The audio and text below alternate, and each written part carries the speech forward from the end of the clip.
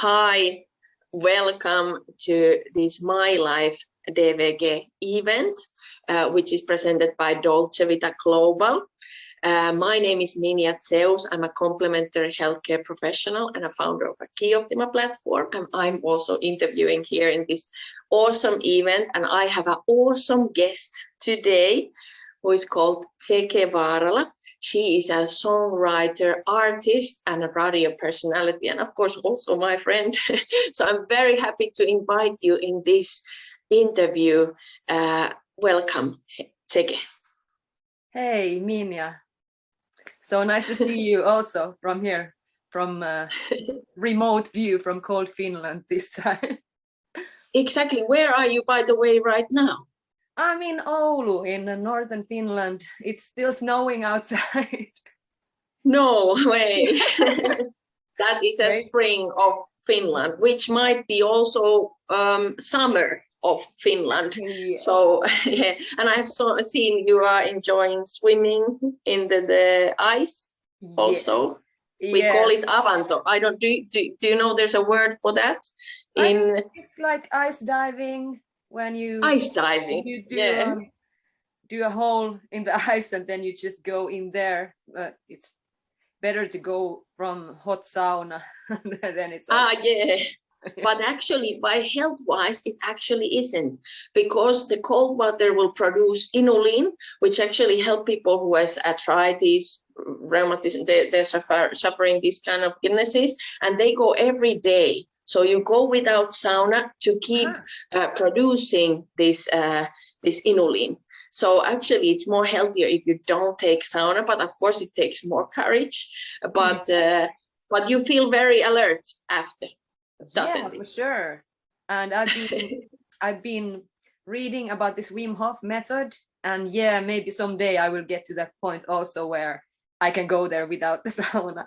But this was my first winter I actually did it ever. So wow. That's cool. I'm very happy you did it. And today we have a special topic. We are talking about where goes the line of addiction. And of course, because I'm a complementary healthcare professional, so I do deal with the emotional side of addiction, and of course the physical side of addiction. I can also offer some support and help. But we have together a great project, because you are in a band, and of course I think several bands also. Yeah. You can tell a little bit more about that.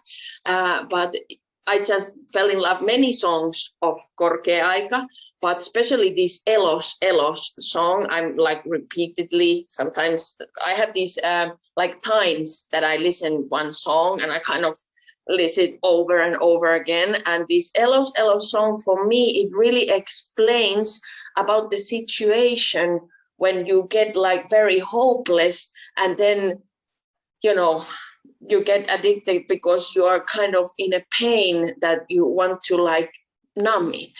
Can you tell a little bit more about this song and production of the song, and a little bit about how do you play and where do you play and things like that? Yeah, actually this song Elos means alive in English. It was actually the first song that we ever made with Olli. That's how we became this duo, Korkea Aika. And Korkea Aika means high times, or the time is high, so it's like double meaning, of course, like reggae thing, but or that now is the time. Yeah, now is the time. And exactly. We didn't think about this song as kind of a therapy for ourselves, but now afterwards it's quite obvious that it was something like this, because we both had been doing a lot of music, a lot of gigs, and being in this kind of life with lots of alcohol and all other substances that you see when you're in this kind of work, and mostly alcohol, because all the gigs are in bars and people are drinking and we are drinking, and it's like normal. But maybe this song was kind of a wake-up call for us, and we started to do some music together, and still most of the gigs are in bars and stuff, but this song is kind of going into those thoughts that we both had been thinking about, like going through this circle over and over again. And realizing that it has to stop now. And it was so easy to make this song that it kind of happened by itself. Like Olli was sending me just the first verse and the chorus, and he said, okay, you continue from here. And then I did, like in maybe 2 hours, it was done. You know, it was so clear already. Amazing. And really, for me as a therapist, it really went in deep to people's mind and the experiences and feelings. And when you don't have money, and when you have just walls like in front of you, and then but you can still have the decision of making a choice. So I think I really fell in love with this, and I've actually asked Heidi to even translate this song in English and Spanish, because I do these 3 languages. But now there's one other artist that I love also, who is called Ismo Alanko from Finland, and I was talking with Zeke about this, changing the lyrics, and you told me that it's not so same to change the language like that. Can you tell more about that and about the Finnish language particularly? Yeah, exactly. Like, of course, it's easy to translate it kind of word by word, or translate the whole idea, but to have them both together, then it's almost impossible, because the Finnish language is so different in the way that you form the lines and the rhymes. And if you want to keep the same idea and make it sound like in this tonal way, this rap to go such good way, then it's kind of a mission impossible. So I think now I have just for you and all these viewers there who are English speaking, I made one chorus for you now. For could you even play it now, and then we dig in more to the addiction, talk about it, because I cannot wait. I love the song, and I'm sure everybody wants to hear it right away. So yes, I'm so thankful you did this. And please, I hope viewers, if you're looking this, please comment below what you think about when you hear this song in Finnish and English. Would you love to hear this in it? Because if you have a lot of fans who would like to hear this in English, of course, then you might rethink of getting this whole song in English. Maybe let's see. Let's see. But I'm all ears, and we are all ears. Okay, thank you. And yes, of course, like when you hear this in Finnish, it sounds totally different, and we can make it with English subtitles. Subtitles, yeah, so that you understand what it's all about. But I will sing you the chorus in English now. Is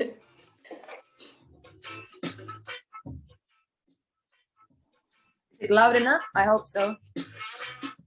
Yeah.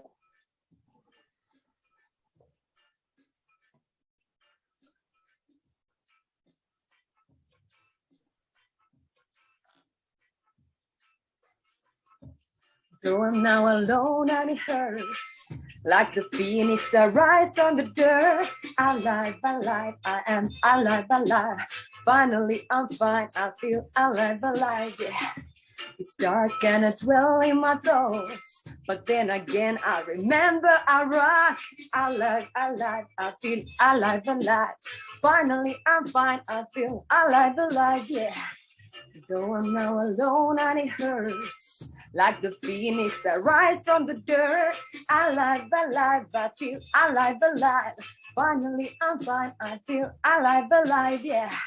It's dark and I dwell in my thoughts, but then again I remember I rock. Alive, alive, I feel alive, alive. Finally I'm fine, I feel so alive, yeah. Whoa. Amazing. But what do you think yourself? How does it sound in English? It's a different thing. It sounds all right, but it's not the same. It's not the same. I know, because we have the slang, the elos. It's not. It's elossa. It's elossa, really. So. But I loved it. I loved it.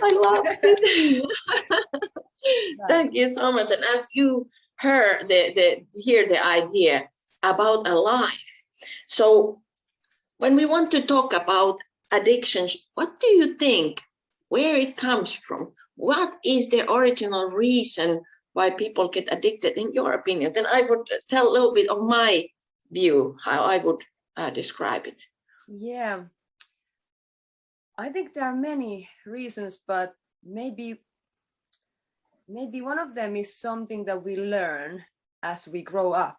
Of course, it depends on what the addiction is, but it comes from some example, I think, and that we are getting this picture that we can escape reality somehow, that we don't need to face all the problems, but we can kind of shut them down by escaping them somehow.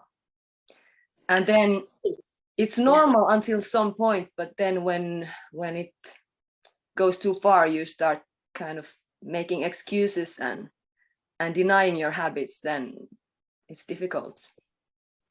Exactly. So there goes the line of the addiction, when you kind of, there's nothing more than the addiction anymore. There's like no other life in your living than the addiction, or the what are you thinking first time when you get up from the bed?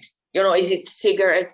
Is it sugar? Is it maybe some drug, cannabis? Is it, you know, heroin? Is it even computer addiction? Is it game addiction? Is it sex? You know, whatever kind of release we want. And what I think, of course, work can be addiction, sports can be addiction. Like, I think when we move away from what is healthy and we only have the thought to do that thing, what gives us the relief, I think there goes the limit. That was very good when you talk about that when we grow up.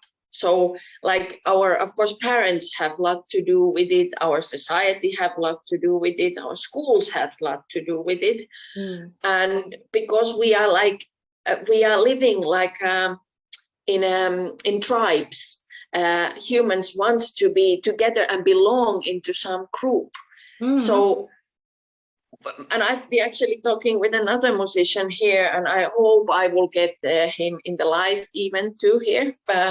So he also was talking about that it's very difficult because you go in there and you have to play music, or you love to play music, but then you probably don't know people. Then you just take a cigarette. Can you tell a little bit about that? You know, when you go there and people are drinking and, you know, you still want to have fun and play your passion there.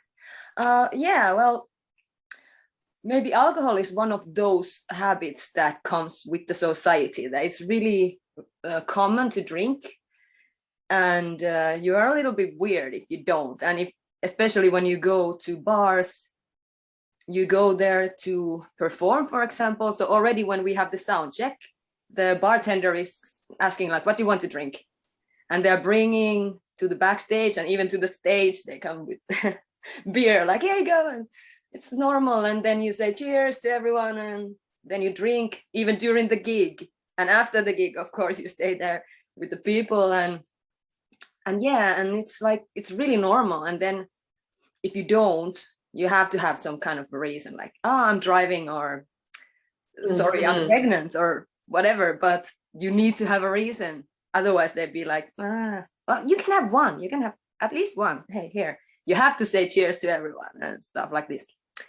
And yeah, for me, it's been like that for a long time, because I was also a bartender ever since I turned 18. So I've been all the time working and being with alcohol like for the last 20 years, really. It's crazy. Wow. So it's no wonder that I kind of lost the track of it. I just kind of thought it's normal, and I didn't see that my limits grow all the time, that I'm going down slowly now. And that's when I started to give this excuses to myself, like, it wasn't too much, and it was a gig anyway, and tomorrow I have another gig, and I still behaved all right, and I wasn't too drunk. But then that's also when I realized I have a problem, because I have to explain it to myself all the time. That's very good way of finding out if you are going too far, because actually we are talking of alcohol a lot, because of course it's allowed, and even some people say, which I wouldn't say, that if you take every day 1 glass of wine, it's good. I would not say never. I would not say never that it's good every day. Can you go running after even 1 glass of wine? I wouldn't think do that goes into the same category of the excuses. Like, yeah, doctors say it's good to have 1 or 2 glasses red wine, so it's not me, it's the doctors, right? It's true. It's very good finding out the way. And what I feel also, what is the reason of addiction is that you don't feel that you belong. So one, you belonging in a group who is drinking alcohol or taking drugs or watching porn in the internet, then you belong into some group. That's one thing. One thing with the addiction is like therapeutic side, like how you gonna heal from it. It's also that you have had a trauma, that somebody have left you alone, and because you have left alone, this addiction won't let me alone. The cigarette won't let me alone, because I want to take it every day, and then I take even a pause. I take a cigarette pause so that I can go with my little cigarette. So it's kind of comforting, because many times, have you noticed, who don't smoke cigarettes, they don't take pauses. They just don't go there and take 5-minute pauses because they don't need to. But it would be still good to take the pause, but why you still have to have the cigarette in it? Well, I think it is form of therapy. It is form of self-therapy. It is form of numbing our feelings because we're in so much pain. But what I of course recommend that people to start finding their ways out from the pain, start actually experiencing the pain, facing the pain, not running. Because there's a saying in Finnish, I think it's in English also, if you leave something behind you, you're gonna find it in front of you. You actually cannot even. It's true.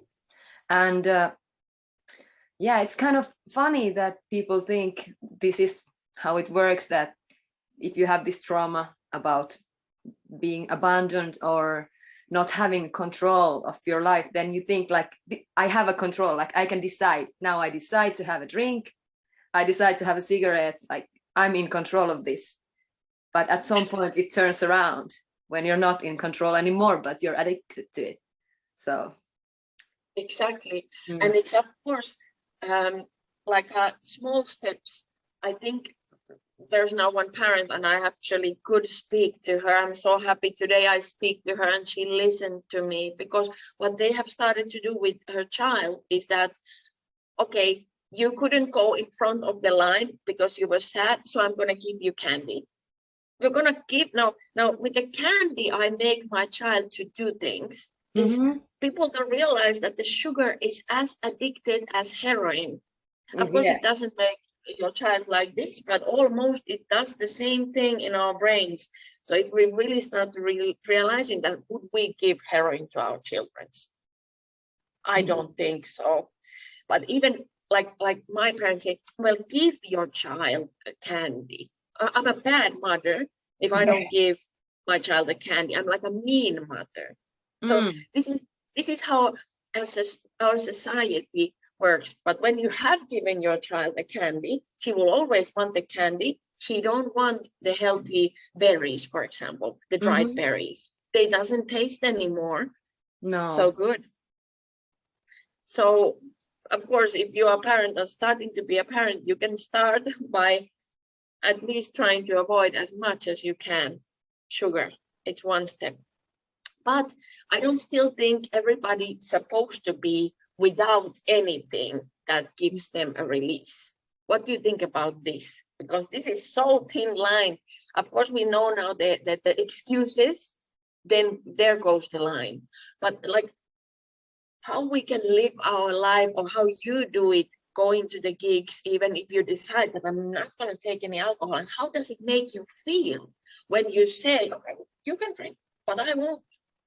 How does it make you feel? Well, yeah, I still haven't had, this year has been so weird. We haven't had any gigs for a year, but now I know when they start, I can do this.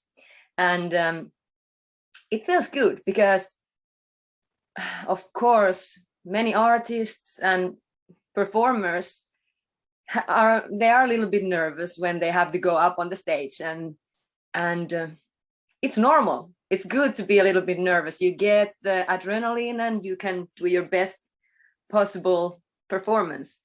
And after the first song already, you're like, oh, this goes great. Yeah, I'm good. I can do this. But going there, like taking the first step, going up to the stage, some people want to take a couple of ciders or some cognac or whatever. Some people probably take some cocaine or heroin when they are in Hollywood, and they feel like, yeah, I can do anything. Yeah. Wow. But that is fake feeling, and it creates a totally fake circle of like being brave and trusting yourself, because then you start realizing you cannot trust yourself without it. You're like, oh shit, now that it doesn't go well because now I need it to do it as well as I can. And now when I feel that I can do it like purely from me, it's totally different feeling. Like I don't have to find the right balance. Like, do I drink enough? Do I drink too much? Like how can I stay in this good vibe? Because I am in the good vibe all the time. So wow, yes, you are. I've seen you. And about that, I want to comment a little bit about, because I've been listening some interviews of artists in Finland, for example, and Vesku Loiri, Vesa-Matti Loiri, like Uno in Finland, very famous. I don't know how many tens of years he has been performing and singing. So one interview, he said he's throwing up before he goes to stage. Every time. His level of stress is like tremendous. I have never thrown up for being stressed going in front of the stage. Maybe cry, laugh, and shake. That is what I can do. But I also wouldn't go in front of the stage by taking anything, because I would be like, I wouldn't do it. But I totally understand what you say. And I want to give another example, which I've been listening lots of documentaries of him, the Ville Valo. And I'm kind of very proud of what he did also, because he just said he cannot take any more drugs because they were using so much drugs. And actually his sound was very cool, very, very sexy, very powerful sound. And I think it came because he had been using so much drugs. He kind of, I don't know, went very another level. And then when you see he's singing with Agents in some Suomi rock, I think he wasn't taking then drugs. No, not anymore. So cool. Yeah, it wasn't the same. So now I think he have found it, the thing what you have found it now, because he's saying that he's singing, and it's very like deep. They are sad songs, what is coming now from him. Oot mun kaiku luotain, for example. I'm very in love with that song too, because it's very deep, very open, and it's him, like him without that. him. That. Yeah. I think Ville Valo is probably the best singer in Finland, has always been, but he has such a wide range of voice, like from high to low. And yeah, it has changed now a bit because he's more healthy now, but that there was the time for his songs of him, that were really dark, and Bam Margera was telling him like, you make the best music when you're sad, so I hope you're sad all the time. Yeah, that's horrible. Yeah, but that was the time they did that kind of music. And all the time when I was at their gig, he was smoking cigarettes throughout the whole gig, like maybe like 2 packs of cigarettes while singing. I was like, how are you doing that? And he had asthma also. So Oh my God, crazy. you would like faint, and probably I would die because Yeah, I started smoking when I was first I was 11 years old, but when I was 12, I quit smoking when I was 12, and you can find it in a newspaper. I was in a newspaper interview because I was in a group that we quit smoking. And you know, I smoked because I smoked only because of the group pressure, because others were smoking and I was with a little bit bigger girls, like 1 year older girls. So they went and smoked. So it was kind of cool. So I never so much bought my or full cigarette, like leftovers. More likely I would smoke. But then before school, I smoked like, I don't know, all cigarette. And I went to school and I throw up and I had to go to home. But it was just for the cigarette. It was just the toxics of the cigarette, what it did to me. 2 packages, and how big gig it is, like 2 hours or 1 hour only? 2 hours probably, yeah. But of course, most of it was just for like the show that it's there just smoking. But yeah, but he was taking puffs of it, and while he was singing, then the smoke would come out from his mouth, and I'm like, it just hurts to watch it. It sounds awesome and it looks cool, yeah. But I was like, he cannot do that for very long. And now, luckily, he's agreeing with us there. Luckily, he realized and saved his lives. And of course, now we come to this point when, because of course, you are like worried of him when he was in that point. But how about others, you know, who have their closest ones, like children or family members, and they know that they are addicted? What do you think would be the right way to them to try to help them? And then I will tell also my ideas. And I don't think there's right and wrong, but we're just trying to give some advice. Yeah.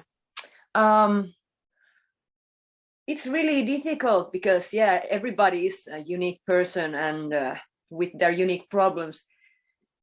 I know so many people with addictions, and it's really hard to know what's the right thing to do. But I think what I would say is like not to enable the further actions, like be really firm about it, that you don't help this person to stay with the habit, but not blame them either or pressure them too much, because it can have like the reversed way of effect. So kind of like be firm but positive about it, that you try to help this person to resist the habit and also be an example of it. Like for me now, it's much easier to hang out with the friends who don't drink, of course, than to go to my local pub and have a coffee with these people when they already have their 8th or 9th beer. So of course, because you feel that they become very stupid, really. Yeah, that's one thing. You don't see it if you are getting drunk at the same time. Exactly. You're getting alone stupid with them. Yeah, but you can talk with them for a while, but then after some point it gets a little bit boring, you know. And you don't blame them either, but you don't want to stay in that situation. So whatever the addiction is, then if you want to help me with my addiction, then give me like some positive affirmation and company to keep me on the right track, kind of. And also maybe one thing is not to make it too difficult, like not to make it sound too difficult, like, oh, you have to be sober, and yeah, I know that's not easy, and like at some point it's not easy, but maybe it's good to make it a little bit more simple and just day by day and step by step simple. Like now I've been reading this book by Alan Carr, who made this easy way of stopping smoking and easy way of stopping drinking. And now I'm reading this alcohol related book, and it's really kind of nice that how simple it's made. Just these simple points. And it sounds even too simple sometimes, but actually it's true how simple it is when you just decide to quit and you do it day by day. Then it's just small actions, simple steps, and nothing too complicated. You know, it doesn't feel like some task that will take years and take like all of your energy, because it's not. It's just giving you energy. Wow, I loved it. I wouldn't add there anything. But what I, want to say in my own experience, because when I stopped the smoking, and I was 12. No, Yeah. I was 12. I don't know why did I say Yeah. I was 12 and I stopped smoking. Okay, others were smoking cigarette. I said, I'm gonna buy one beer. You can take the cigarette, I'm gonna benefit more because I'm gonna take one beer. So this is also one thing that people might start doing, is changing the addiction to other addiction, and then you think you are in control of it, and it's more easier to ease the pain with the other way. But there is no facing the pain still. But what I did also is taking step by step, and I really wouldn't want to start smoking at all anymore, because the smell and the it's just toxic. You wouldn't do anything else but put toxins inside of your body. Yeah. But I love the way you said, encouraging, make it simple. And what I say also in my campaign, I say that we wouldn't support by giving money to addicted person, because if you give money, you're just helping them get more drugs, because that's the one what is in their head right now. And I love that you said that you have to show the company, because then you really want to be present, because their trauma might be that they have been left alone, and now they're still alone. But if you, instead of take that step and want to be their friend and give love. Yeah. And of course, if it's like drug related abuse, so these people are like, yeah, give me money, I need some food, or I need to take a bus or something, and they even skip the eating for the drugs. So then money probably is not the good way to help, but there are some other options for sure. Exactly. And our addiction campaign will also tell you later on more, but this was very good conversation. I wanted to ask you thing what we didn't talk before, but I was wondering, could you sing that same part in Finnish, what you did in the middle? I didn't ask you that before, but what do you think? Of course I can, yeah. Then because then you hear how it is in Finnish, but it was the same lyrics. Thank you so much. We are all ears. Just a second, I just have to find the right place. Yes.